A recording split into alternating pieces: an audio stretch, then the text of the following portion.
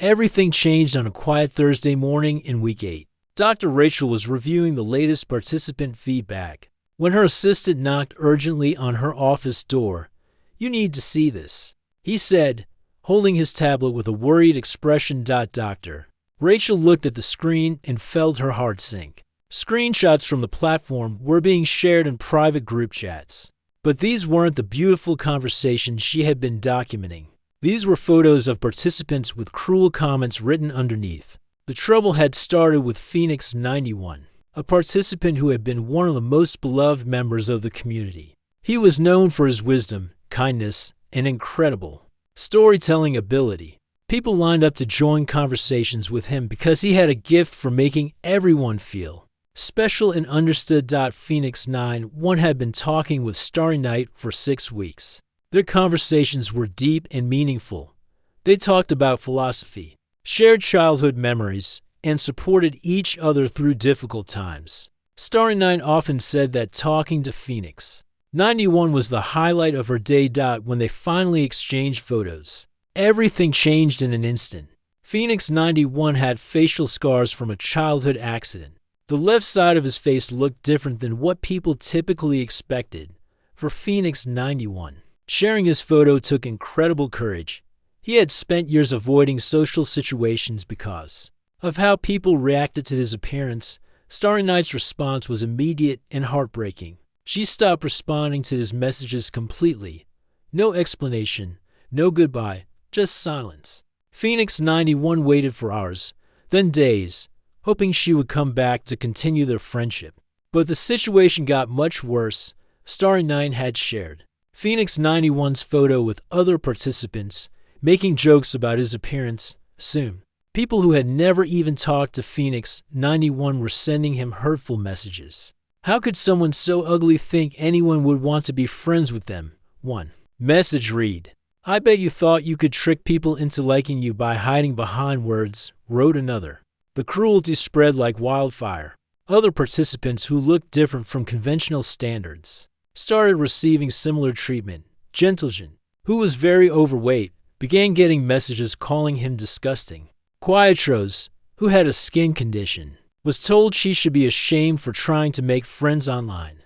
Dr. Rachel watched in horror as the beautiful community she had created turned into something ugly and painful. The people spreading the cruel messages were a small group, but their voices were loud and their words were devastating.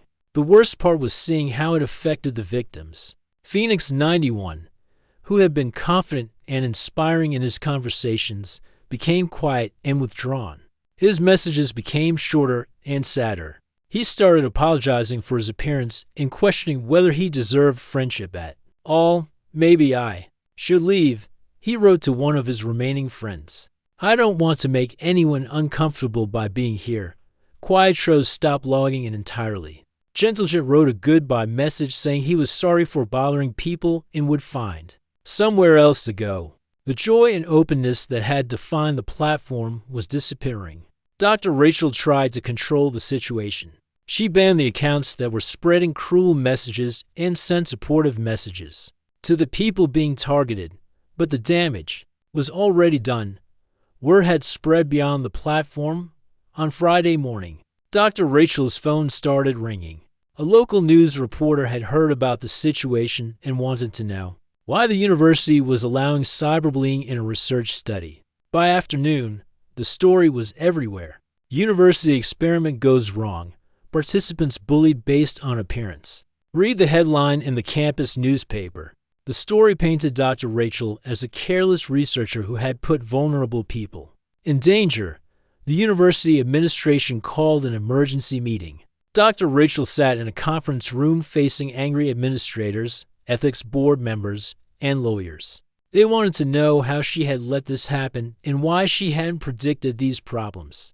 "You promised this would be a safe space," said Dr. Martinez from the ethics board.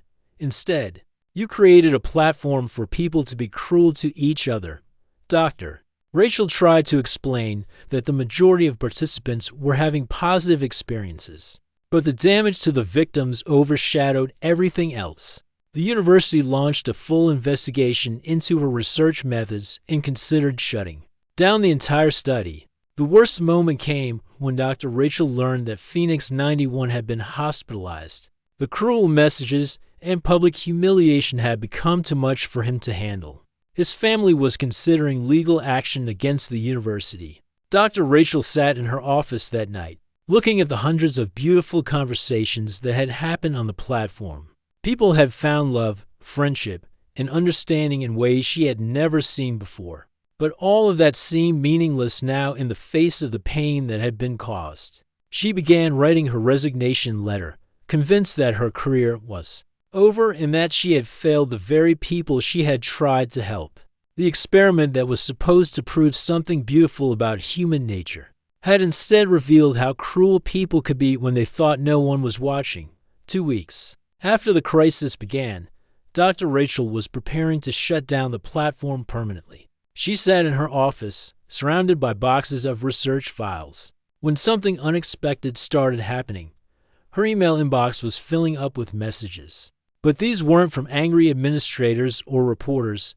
They were from participants in the study, and they were asking her not to give up.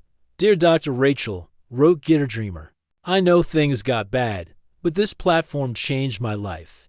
I found real friendship here for the first time in years. Please don't let a few mean people destroy something beautiful." Booklover 23 had written something similar. "The connections I made here are more real than most of my face-to-face relationships. Don't let the bullies win." More messages kept coming. Musicart and Travelbug had met in person and were planning to get married. Nigel and Garden Soul had become business partners and best friends.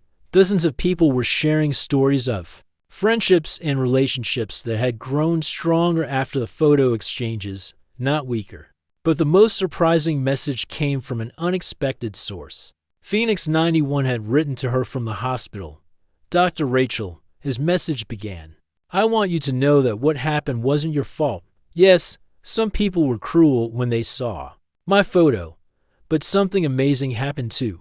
Other people reached out to support me. They showed me that real friendship exists, and that some people can see past appearance to the person inside." He went on to explain that Starry Night and the bullies represented a small minority of the participants.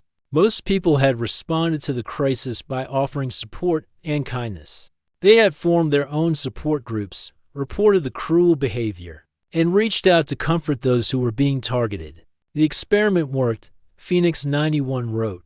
It showed that some people are shallow and mean, but it also showed that many more people are good and kind. I learned the difference between fair-weather friends and real ones. Dr. Rachel wiped away tears as she read message after message from participants who had been transformed by the experience. They weren't just talking about romantic relationships or friendships. They were talking about learning to value themselves differently, becoming more confident, and understanding what really mattered in human connections. Quietros had started a blog about self-acceptance that was helping thousands of people. Gentlegen had become a spokesperson for anti-bullying campaigns and was inspiring young people to see beyond appearance. The victims of the cruelty had turned their pain into purpose. The research data told an even more compelling story. Dr. Rachel analyzed the complete dataset and found that less than 10% of participants had engaged in appearance-based discrimination. The vast majority had responded to photo exchanges with increased empathy and connection. More importantly, the relationships that survived the photo exchange phase were remarkably strong and lasting.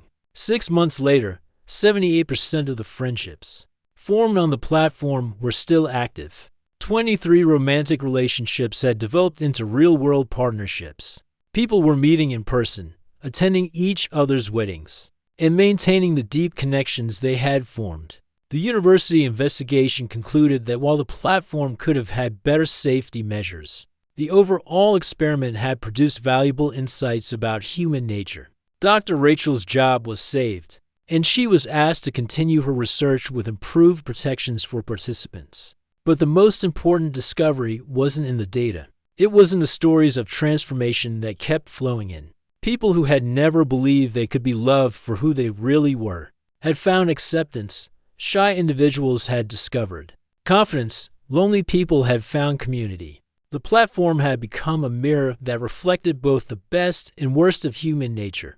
Yes, some people were shallow and cruel when they thought they could get away with it, but far more people were capable of deep connection, empathy, and love that transcended physical appearance.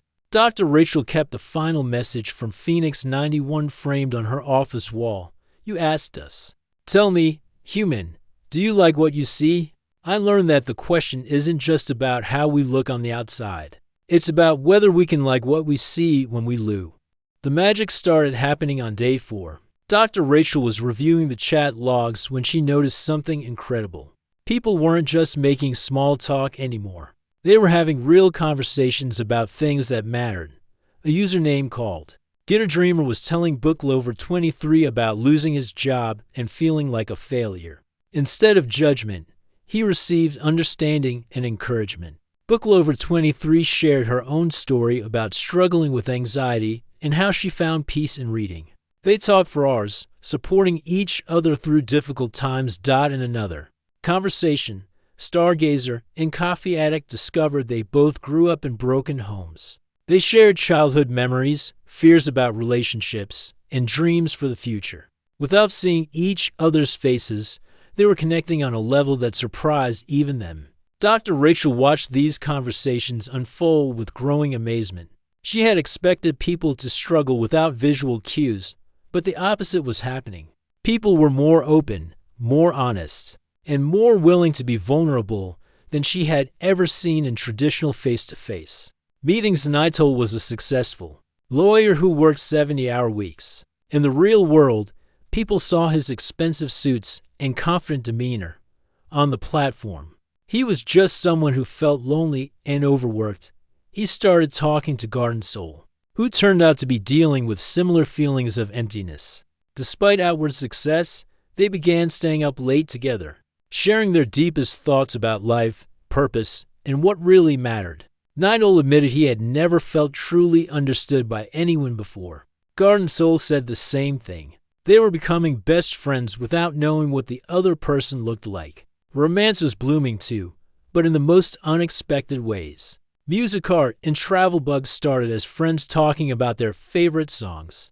Their conversations grew deeper as they shared personal stories, life philosophies, and dreams for the future.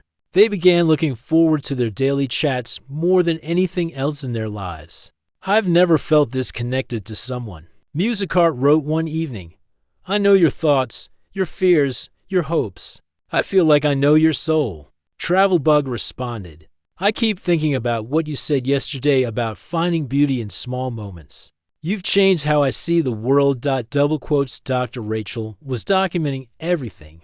The conversations were deeper and more meaningful than anything she had seen in her 15 years of studying relationships. People were sharing childhood traumas, secret dreams, and personal struggles they had never told anyone before.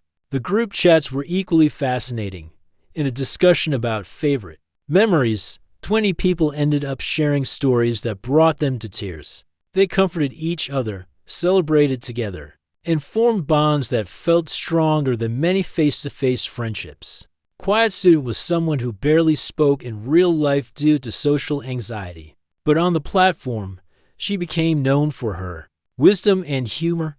People sought her advice and looked forward to her insights. For the first time in her life, she felt valued for who she really was inside. Week 3 brought even more surprises. People were creating their own traditions within the platform. They had daily poetry sharing sessions, philosophy debates, and storytelling circles. Wiesel started a group where people could share their biggest fears and receive support from others. The connections weren't just romantic or friendship-based either. Young Dreamer, a college student, formed a mentoring relationship with Experienced Stone, someone much older who had lived through similar challenges.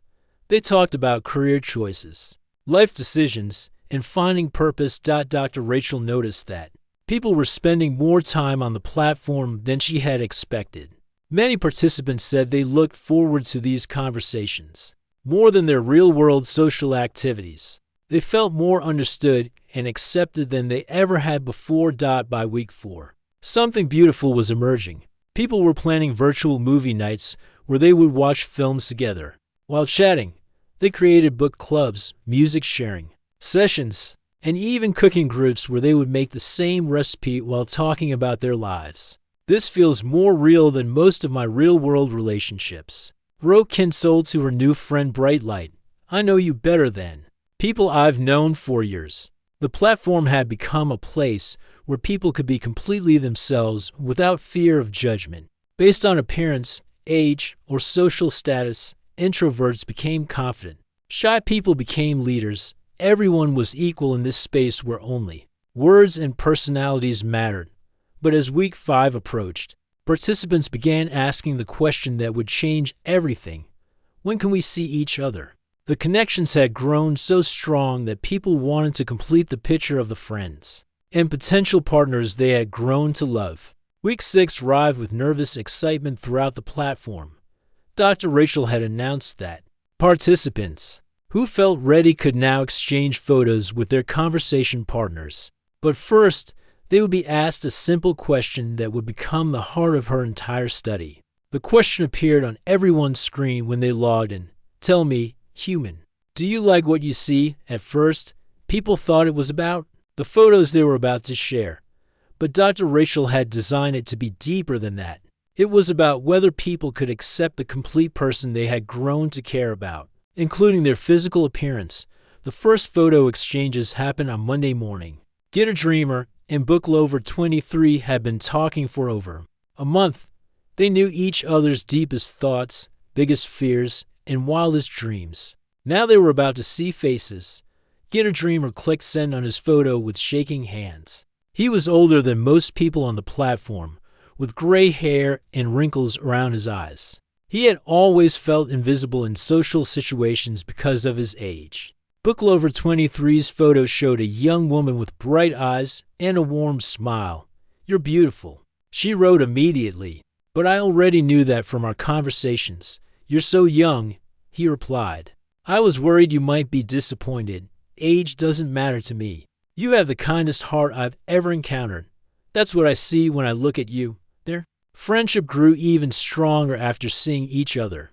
The physical appearance had added another layer to their connection rather than changing it. But not every exchange went smoothly. Stargazer and Coffee Addict had formed a deep romantic connection. They talked every day about building a future together when they exchanged photos. There was a long silence. Coffee Addict had expected someone who looked different. Stargazer was heavier than what Coffee Addict had imagined. For 2 days, their conversations became awkward and shorter. Then something unexpected happened. Coffee Addict realized that every time she looked at Stargazer's photo, she remembered their late-night conversations about dreams and fears. She remembered his kindness, his humor, and how he made her feel understood. The initial shock of seeing someone different than she imagined began to fade. I'm sorry I was quiet, she wrote. I was surprised because I had built up an image in my mind. But looking at your photo now, I see the person who makes me laugh every day. I see the person who supported me through my hardest moments. You're perfect exactly as you are. Their relationship became stronger than ever. The vulnerability of sharing photos and working through initial reactions had created an even deeper bond. Nightowl and Garden Soul had a different experience entirely. When they saw each other's photos, both started laughing. They looked nothing like what either had imagined, but somehow that made their friendship feel more real and complete. Now I can picture you when you tell me about your garden, Nightowl wrote, and I can imagine you in that fancy office when you're stressed about work, Garden Soul replied. The most touching exchange came from Musicart and Travelbug. They had fallen in love through their conversations and were nervous about photos changing everything. When they finally saw each other, Musicart started crying. Travelbug was worried something was wrong until Musicart explained, you look exactly like someone who would say the beautiful things you've said to me. I can see kindness in your eyes. I can see the gentle soul I fell in love with. Dr. Rachel was analyzing every interaction, and the results were far more complex than she had expected. Some people experienced initial surprise or disappointment, but most worked through those feelings. The The connections they had built were strong enough to overcome superficial reactions. However, she also noticed concerning patterns. A small group of participants seemed to be judging others harshly based on appearance. These were people who had seemed charming in conversations but showed a different side. When photos were involved, the real test would come in the following weeks. Would these connections survive in the real world, or would they crumble under the weight of physical reality? Dr. Rachel had no idea that everything was about to change in ways she never could have predicted. The idea started with a simple question that would change everything. Dr. Rachel was sitting at her kitchen table, watching her 16-year-old daughter scroll through social media. Every photo was perfectly filtered, every angle carefully chosen, every imperfection erased with the swipe of a finger. "Mom, look at this," her daughter said, showing her phone.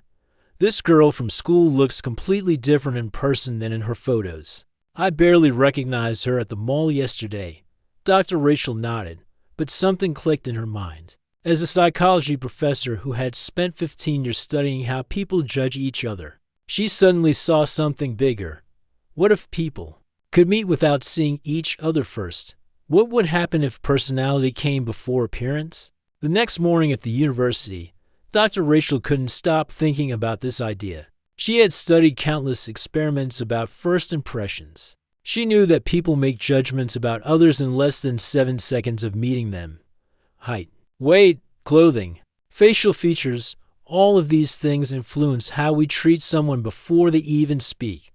But what if none of that mattered? What if two people could become friends or even fall in love, based purely on who they really were inside? Dr. Rachel started sketching out her idea on a whiteboard in her office. She imagined a platform where people could talk to each other, without any photos, videos, or physical descriptions, just conversations. Real, honest conversations about life, dreams, fears, and everything in between.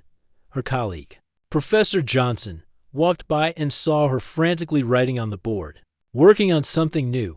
he asked, adjusting his glasses.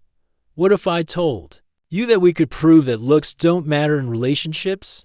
Dr. Rachel said, turning around with excitement in her eyes. Professor Johnson laughed. "I'd say you're dreaming. Humans are visual creatures. We've always been that way. But what if we're wrong? What if we only think looks matter because we always see people before we know them?" That conversation lasted 3 hours. By the end of it, Professor Johnson wasn't laughing anymore. He was intrigued. Together, they started planning what would become the most talked about psychology experiment of the decade. Dr. Rachel spent weeks reading every research paper she could find about online relationships, blind dating, and human connection. She discovered that people who met online before video calls often felt more connected to their partners than those who met face-to-face first. But nobody had ever done a large-scale study about it. She presented her idea to the university's research committee on a rainy Tuesday morning. The room was full of professors who had heard thousands of research proposals over the years. "Ladies and gentlemen," Dr. Rachel began, "what if everything we think we know about human attraction is wrong?" She explained her vision: recruit hundreds of volunteers to join an anonymous chat platform. No photos, no personal details that could identify them, no descriptions of what they looked like, just usernames and conversations. After several weeks, she continued, "We'll ask participants who have formed connections to share photos. Then, we'll study what happens next." The committee members looked skeptical. Dr. Martinez, the head of the ethics board, raised her hand. "What's your hypothesis? What do you think will happen?" Dr. Rachel took a deep breath. "I think people will be disappointed. I think they'll realize they were imagining someone different. I think it will prove that physical attraction is more important than we want to admit." "And if you're wrong?" asked Dr. Thompson from the back of the room.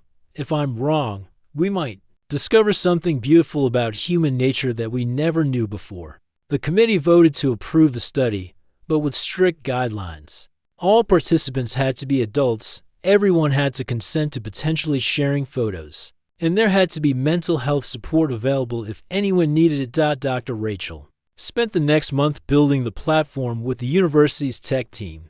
They call it Project Mirror, a place where people could see each other's true selves. Without any visual distractions, the platform was simple. When you logged in, you got a random username like MusicLover42 or Bookworm99. You could join group chats about different topics or start private conversations with people who interested you. The only rule was that you couldn't talk about what you looked like. Finding volunteers was easier than expected. Dr. Rachel put up flyers around campus, posted on university social media accounts, and sent emails to psychology classes. The response was overwhelming. People were curious. They wanted to know what would happen if they could connect with someone based purely on personality. Within 2 weeks, they had 500 volunteers from all walks of life: college students, professors, staff members, and people from the local community. Ages ranged from 18 to 65. Some were married, some single. Some had never been in a relationship. Some considered themselves attractive, others didn't. But once they logged onto the platform, none of that mattered. The first day was quiet. People weren't sure how to start conversations without the usual visual cues. But by day 3, something magical was happening. People were talking, really talking, in ways they never had before. A shy engineering student found herself giving life advice to a confident business owner. A retired teacher was sharing poetry with a young artist. People were connecting over shared experiences, similar humor, and deep conversations about what really mattered to them. Dr. Rachel watched the early conversations with fascination. People were being more honest, more vulnerable, and more open than she had ever seen in face-to-face interactions. Without the fear of being judged on appearance, participants were showing sides of themselves they usually kept hidden. 3 weeks into the experiment, something unexpected happened.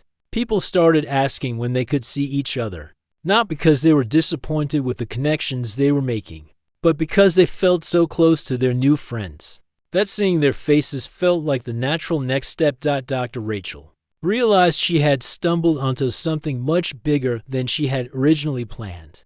This wasn't just going to be a study about physical attraction. This was going to be a study about the very nature of human connection itself. Little did she know that in a few short weeks, everything would change in ways she never could have imagined.